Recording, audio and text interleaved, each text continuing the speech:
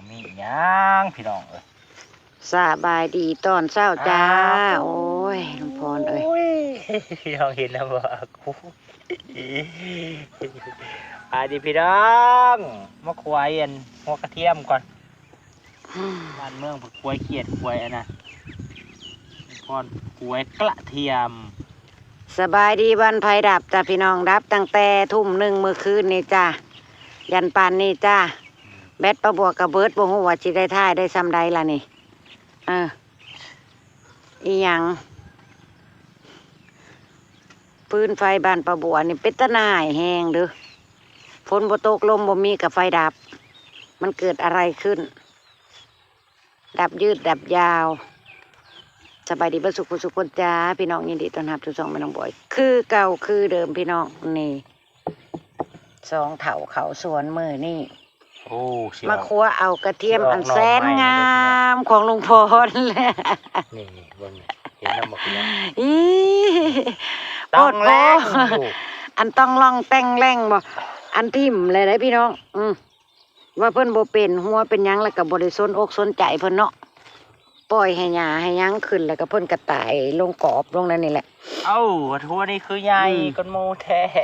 ปัจจุบันประบัวมาเสียหญ้าให้อันหอมลาบพี่น้องเสียหญ้าให้หอมลาบประโดนหัวกระเทียมอ้าวผัดมีหัวกระเทียมพ่อได้ตีลูกล่ะนี่นั่งถือก็เลยจะให้ลุงพรขวดเอาซะพี่น้องขวดเอาแล้วก็จะไปล้างน้ำดีๆแล้วก็จะไปอันดองไว้กินพี่น้องนี่เพิ่นเป็นกระเทียมโทนเด้อจ้ะนี่กระเทียมโทนงามอยู่ได้พี่น้องพอดีหัวซ้ำนี่พอดีดองเนาะพี่น้องเนาะกระเทียมโทนนะจ๊ะนี่ประบัวเอามือขวดเอาอ่อนซ้อนเพิ่นอยู่ได้พี่น้องเอาก็นึกว่าเป็นอันเปื่อยทิ่มบ่เป็นหัวเป็นยังเลยเด้ก็บ่ได้สนอกสนใจเพิ่นแล้วเนาะสนแต่แนวอื่นบ่ได้สนกระเทียมเลยแหละมาเสียหญ้าเพราะว่าอ้าวมีหัวกระเทียมขาวมอบแมบอยู่น้ำดินนี่นะพี่น้องบังนี่โอ้ยอันนี้ก็ว่าหัวกระเทียมเอาได้อยู่เด้อนี่นะเอาเพื่อเอาเบิร์ดนี่นะสิได้อยู่เด้อนี่นะพ่อใหญ่พ่อนเอาดีๆหากลุงพ่อนเราใจห้อนพี่น้องปุ๊บไปปลูกนะที่หนึ่งได้ดีนะบ่ส่งสิเบิร์ดดอกมันเปื่อยนะนี่ไม่ทรงจะหมดแถวตีนพุ่นนะปลูกลงจนฮอดตีนพุ่นเด้อ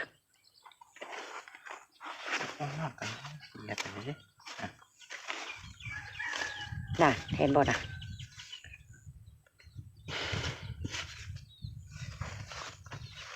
ใจเย็นๆเถ่ามันบ่ไปใส่ดอกย้ำนี้ติลูกควันให้พ่อหน่อยติลูกสาวคักนั่งซื่อมึงคิดว่าจังใดบ่เฮ็ดชอดเพราะมานั่งซื่อนั่งจ้องด่าเอาใส่ซ้ำตัวต้นเหตุน่ะตัวต้นเหตุที่มันเหตุให้ข้าวบัวแตกวานมันบัวบานำจ่อยมันมาอยู่แต่มันอยู่ห่างๆมันหู้ได้พี่น้องมันหู้ว่าเพชรประบัวเจ็บแล้วประบัวหายน่ะคอยเฮ็ดเถาขาวแม่มับอยู่นะมีแต่หัวกระเทียมจ้าพี่น้องนั่นมีแต่เขียดแต่แอ่งน้อยนั่นคั่วเอาว่าแม่นคั่วเอาเขียดนี่หัวกระเทียมแต่ว่ามันเป็นกระเทียมโทนพี่น้องโกยพี่น้องเฮ็ดดีๆเนี่ยเฮ็ดเอาหันเบิดเนี่ยหญ้าก่อนอื่นขอโทษขออภัยพี่น้องโอ้ยเป็นวัดเป็นไหนเลยอากาศแปรเปลี่ยนไปครัวเอาแล้วเชื่อลุงพรไปอันแง่บดแดงอีกก็หยามน่ะเทียมถือ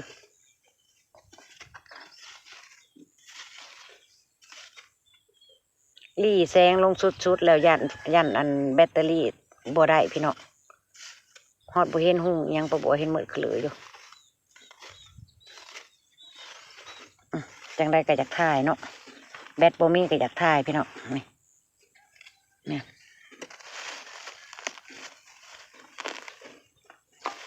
เขียนลงมาแทน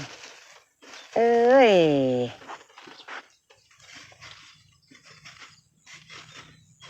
ก็มีแกอันนั้นอยู่รู้เลยพอได้อยู่พอได้ดองกินอยู่นี่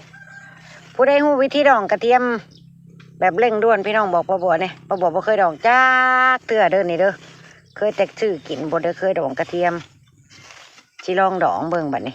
ดองไว้มันเบิดนี่สิดองไว้เบิดนี่พี่น้องนี่กระเทียมโทนนี่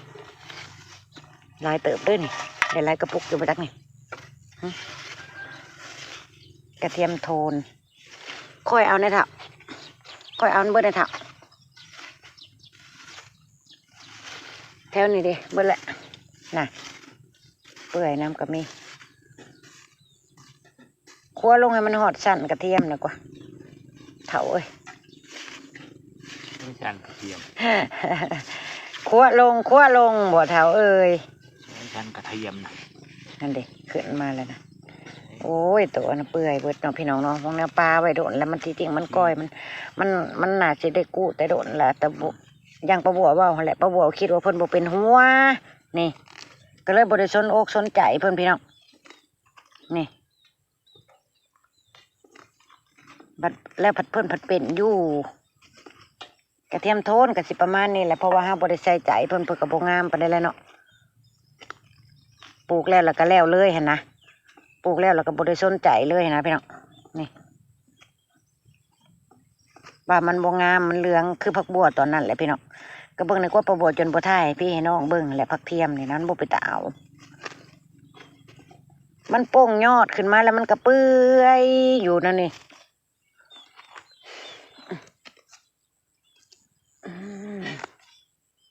แล้วผัดว่ามีหัวเสือเนาะนะก็ถือว่าได้อยู่เด้อนี่ผักบัวซื้อมาจุกนึงบ่เฮ้ยจุกละ20 บาทนะเนาะ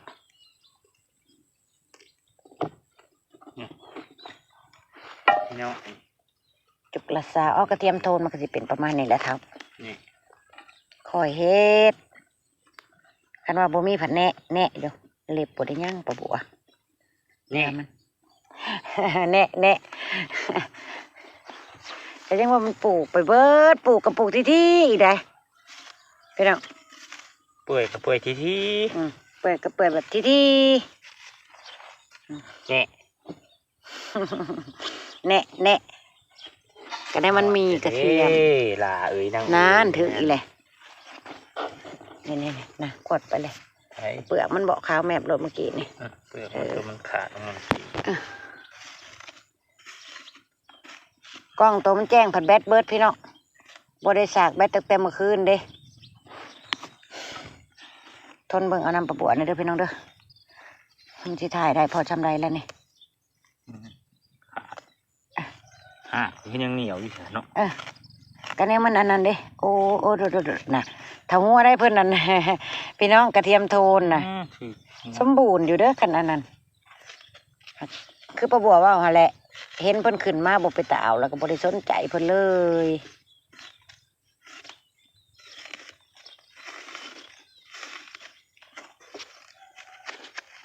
ปลูกนะก็ปลูกที่แม่เห็นนอนหัวคาลกร้อนอยู่แถวนี้จะมีหอยอยู่ปะเนี่ยนะแม่ลีซองเถาโอ้ยพี่น้องต่ำค่ากล้องโทษทีเฮ้ยแถวนี้เฮ้ย โอ้ยยังกระต่างหมู่ไปเบิดประบัวกับลุงพรนี่พี่น้องอย่าหัวขวัญเด้อ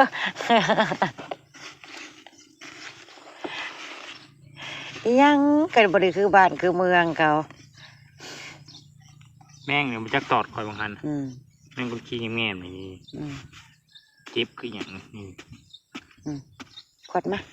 อย่าไปสนใจมันว่ามันตอดทำมาสนใจที่นี่ขึ้นมาเพื่อเลยนี่เท้าห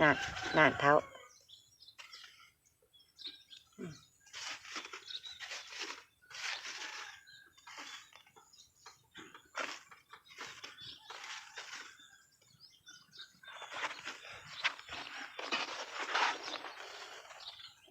ไปมาก็จะได้เต็มกะละมังให้ลุงพรอยู่เด้อนานเดียวนี่ก็ได้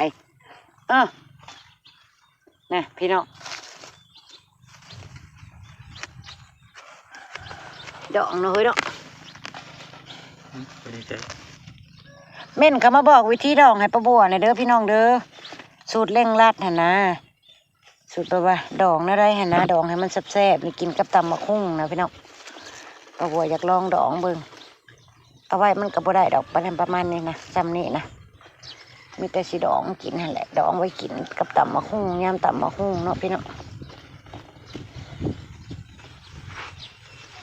ขวดลงมันเบิดเด้อเถามันเป็นสั้นเดี๋ยวแมงคุยแมงซอนแหละมันจนพูนขึ้นมาเนี่ยพี่น้องเอ้ยแมงซอนเห็ดมันนั่นแหละจังว่าป้าบัวจังบ่สนใจกับหลวงพ่อนะมึงเนี่ยมีแต่หูแมงซอนขย่าอยู่เปิดหนาดินออกเลยมันโพแมงขี้ซอนแถวเนี่ยบ่มีบ่แถวโนนๆเนี่ยนะ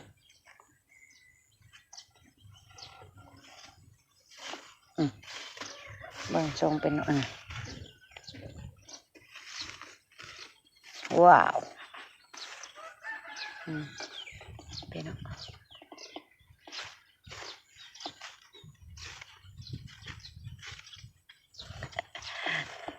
เอาเนี่ยเอาเย็นเหลือกเกิน เอายากเอาเย็นซะเหลือเกินหัวยังหลายเติบได้ที่น้องหม่นป้าเอาอยู่นี่ละนี่เอาให้เบิร์ดเถ่าเอาให้เบิร์ดฮู้อ่อนซ้อน เพลินแสนเพลินแล้วมาเดินชมจันทร์เลยแหละ เพลินเส้นเพลินละมาเดินชมจันทร์โอ้จอมขวัญละ โอ้ตัวฉันบุญน้อยหนักหนา วาสนากับผู้ขาเจอกระเทียมน้อยน้องเอ้ยจากอยู่ในใจ เพลินเส้นเพลินละมาเดินชมจันทร์ แม่นจะมังหินชัก อย่าเข้าใจผิดเด้อลุงพรครัวเขียดนั่นในสวนบ่แม่นเด้อจ้ะครัวกระเทียม แม่นหมดพญพรมองข้าเจ้างามเลยข้าเจ้าเอาจกคุดเอาลุงพรว่ะ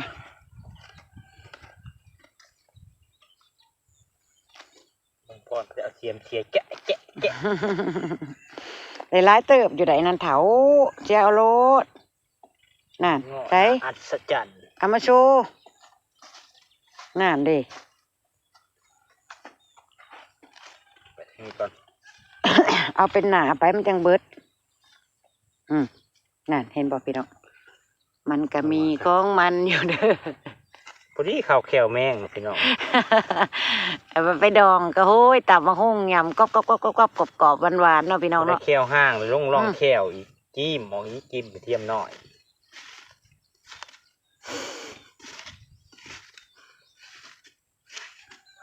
เกิดมาชาติเดียวอีกยังกระเพาะน้ำหมูพี่น้อง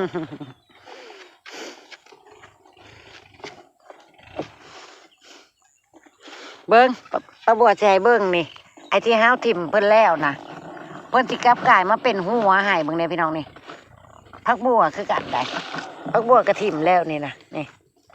กลับกลายเพิ่นมาเป็นหัวบักใหญ่เบิ้งนี่นี่พี่น้องนี่ต้นแทบบ่เห็นแต่ว่ามีหัวเด้อจ้ะนะนี่บัดป้าบัวหมุนเอากับลุงพรนี่อีกพี่น้องนี่ถ้าเบิ้งปล่อยให้เพิ่นกำลังแก่ได้นี่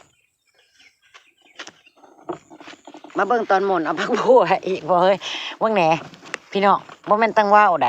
นั่นน่ะเพิ่นมีหัวของเพิ่นเด้อหัวบักใหญ่นี่นั่นต้นเพิ่นบ่ได้มีดอก แต่ว่าหัวเพิ่นมีจ้ะหัวหลายพอไอ้ที่ว่าเพิ่นหืมน้ำแล้วปลาถิ่มเพิ่นแล้วนะต่อนานกระเทียมเนี่ย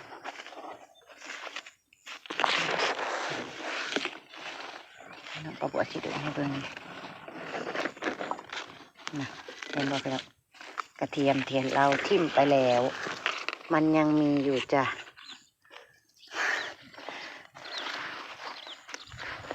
เราก็จะเอามันไปดองบัดทีนี้ค่อยเอาเถาเอาแฮนเบิร์ด กินคลองดองบ่ได้เนาะพี่น้องผิดกระเพาะ แบตกระสิเบิร์ดลำหล่อแล้วพระจากอะไรจ้ะพี่น้องเก็บภาพบรรยากาศ2เถาครัวเอากระเทียมหน่อยอยู่ในสวนไว้ซ้ำนี่แล้วเด้อจ้ะมื้อนี้บ่ได้ไปขายอิหยังแต่บ่มีแนวขายลุงพรอยู่เฮือนดูซานจ้ะ กลัวกระเทียมเสร็จบ่แน่อาจสิเข้าป่าอีก2 เท่าพอประบัวลุงพรคลิปหน้าเด้อจ้าพี่น้องจ้าขอบคุณทุกกำลังใจขอบคุณทุกการติดตามพี่น้องฝากเบิ่งโฆษณาให้ประบัวกับลุงพรเนี่ยเด้อพอมีกำลังใจเฮ็ดคลิปจ้าพี่น้องไปกับกระเทียมน้อยไปแล้วจ้าสบายดีพี่น้องสบายดีลาพี่ลาน้องไปพร้อมกระเทียมน้อยอันนิดนี่แหละจ้ะแต่ว่าได้อยู่ไปแล้วจ้าพี่น้องสบายดี